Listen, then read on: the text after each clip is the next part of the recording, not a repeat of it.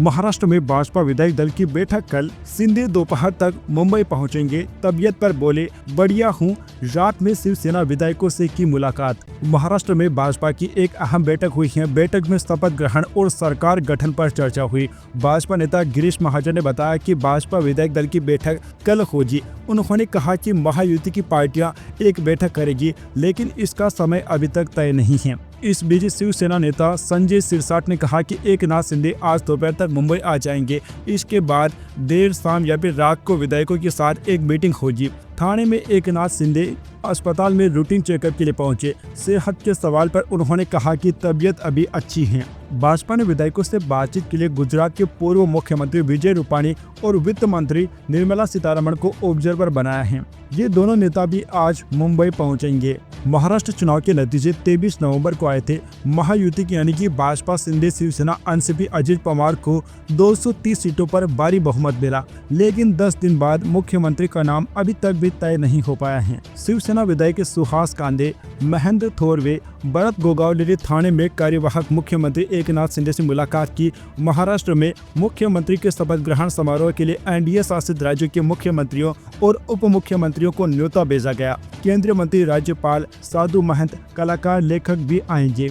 दोस्तों, विजय रूपाणी ने कहा कि सीएम भाजपा का ही होगा। भाजपा विधायक दल की मीटिंग आज या फिर कल हो सकती है। उन्होंने कहा कि मुझे लगता है कि महाराष्ट्र को भाजपा से मुख्यमंत्री मिलेगा। वहीं संजय राउत ने कहा कि एकनाथ शिंदे महाराष्ट्र के कार्यवाहक मुख्यमंत्री हैं। एक मुख्यमंत्री कैसे गायब हो सकता है?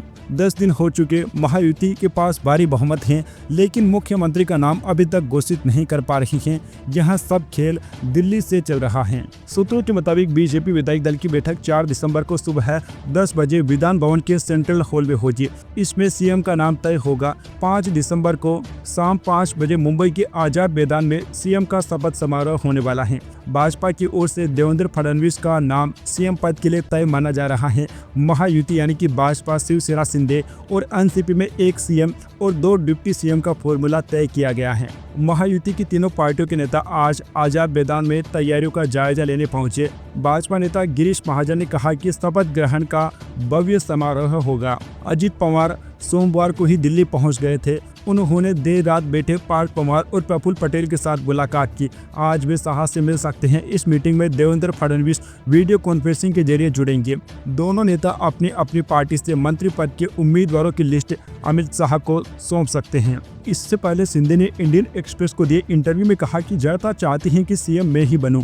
मैं आम लोगों के लिए काम करता हूं। मैं जनता का मुख्यमंत्री हूं। इसी वजह से लोग मानते हैं कि मुझे ही मुख्यमंत्री बनना चाहिए। अजित पवार ने कहा कि मुख्यमंत्री भाजपा का होगा, यह तय हो गया है। शिवसेना और एनसीपी से एक एक डिप्टी सीएम बनाया जाएगा। शिंदे सरकार में डिप्टी सीएम देवेंद्र फडणवीस के पास ही गृह मंत्रालय था।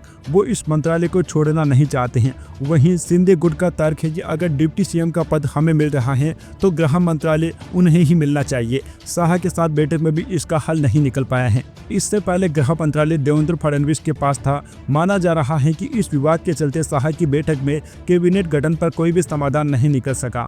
एक्सपर्ट्स भी मानते हैं कि बीजेपी गृह मंत्री का पद कभी हाथ से नहीं जाने देगी। भाजपा गृह, राजस्व, उच्च शिक्षा, कानून, ऊर्जा, ग्रामीण विकास अपने पास रखना चाहती हैं। उन्होंने शिवसेना को हेल्थ, शहरी विकास, सार्वजनिक कार्य, उद्योग ऑफर किया है। वहीं एनसीपी अजित गुट को वित्त, योजना, सहयोग, कृषि जैसे विभाग देने की पेशकश की है।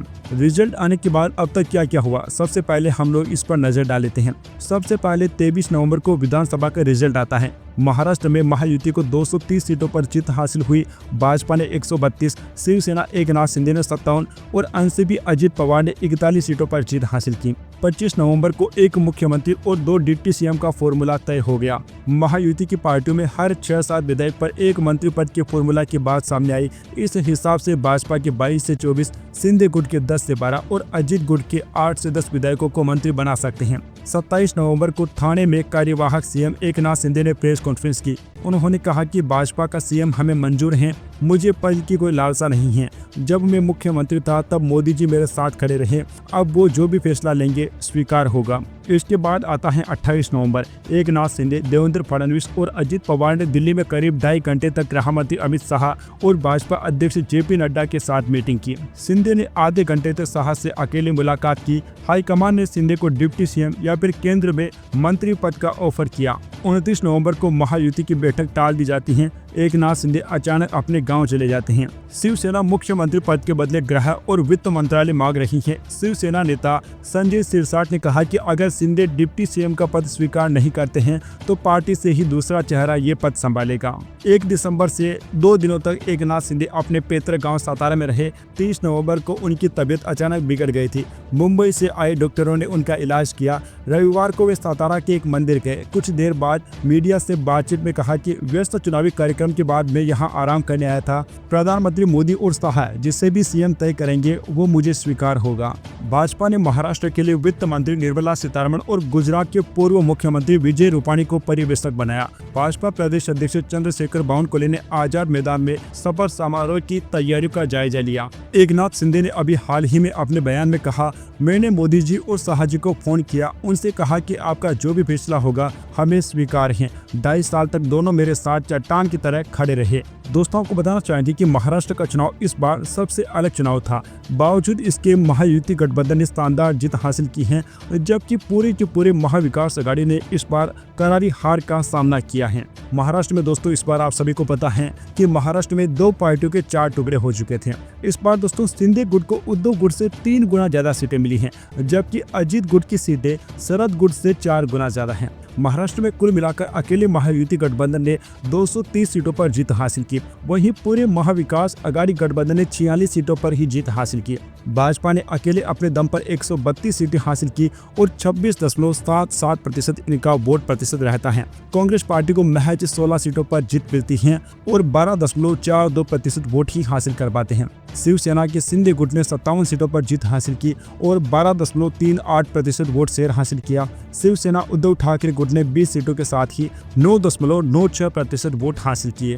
एनसीपी अजित पवार गुट ने भी 9.1% वोट के साथ ही 41 सीटों पर जीत हासिल की, जबकि एनसीपी के शरद पवार गुट को वोट प्रतिशत तो 11.28% मिलते हैं, लेकिन सीटें सिर्फ 10 ही मिल पाती हैं। दोस्तों आपने इस बार गौर किया होगा कि महायुति में शामिल पार्टियों का वोट प्रतिशत में ज्यादा कुछ इजाफा नहीं हुआ है, लेकिन सभी पार्टियों की सीटें इस बार काफी बढ़ चढ़ कर आती हैं। इसका सबसे बड़ा जो कारण था, इस बार जीत का मार्जिन काफी सीटों पर हमें काफी कम देखने को मिला है। काफी छोटे अंतर के साथ भाजपा के प्रत्याशियों ने और साथ ही में महायुति के प्रत्याशियों ने जीत हासिल की, जिसकी वजह से महायुति गठबंधन का वोट प्रतिशत तो इतना ज्यादा नहीं बढ़ पाता है, लेकिन महायुति की सीटें काफी अच्छी बढ़ जाती हैं और पूरा गठबंधन रिकॉर्ड 230 सीटों पर जीत हासिल कर लेता है। पूरे गठबंधन का जो स्ट्राइक रेट है वह 80% के करीब है, जो कि अपने आप में एक बहुत ही बड़ी बात है।